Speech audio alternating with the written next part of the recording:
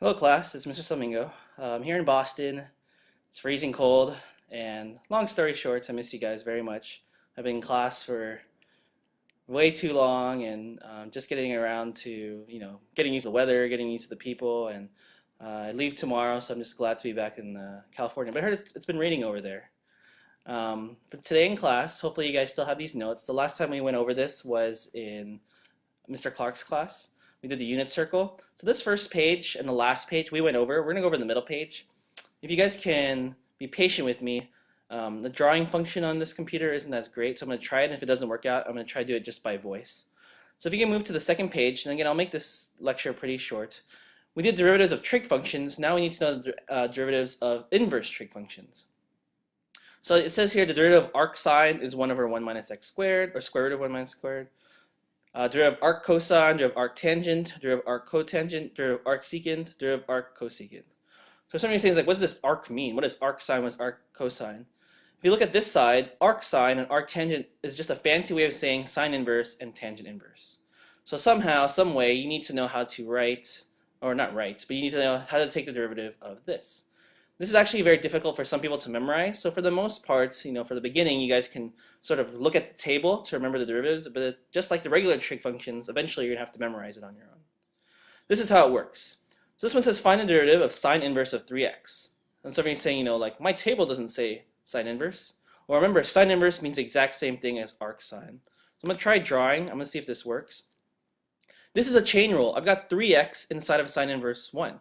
So what I'm going to do is I'm going to put the 3x into the derivative and then multiply by the derivative of the inside. So see how the outside function is sine inverse?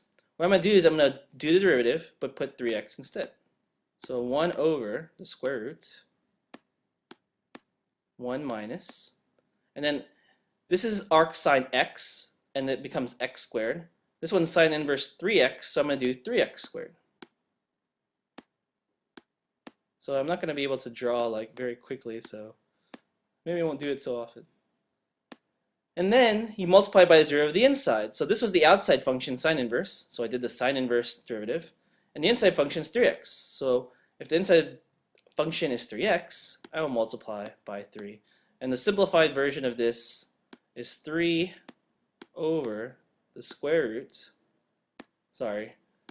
of 1 minus 9x squared. Because 3x squared is 9x squared. Like so. So I know the square root line is way over, but it's the square root of 1 minus 9x squared. Okay. So what I'm going to do is I'll show you another one. So this one says ln. We haven't gone over ln yet, so you could cross out that one. We're not going to do that one yet. And then I'll do one last one with you guys. And I want to see if you guys can understand this and maybe learn this on your own. And we'll go over this again on Tuesday.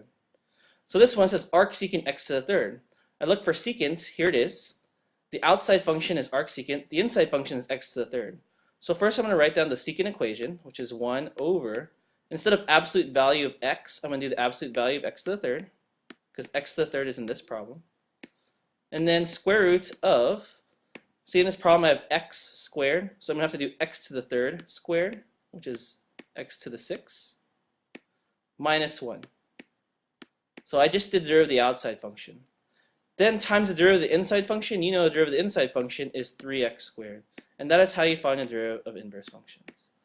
Inverse trig functions. So again, it's a short video, but I think you guys sort of get the point. I think you guys understand derivatives. We learned this, or you guys learned this last year. So I'm going to give you guys some sample problems to try on Schoology. And that's really all I need you guys to do over the weekend. So I'll see you guys soon. Take care. And hope you guys are doing well, and I miss you guys. Take care.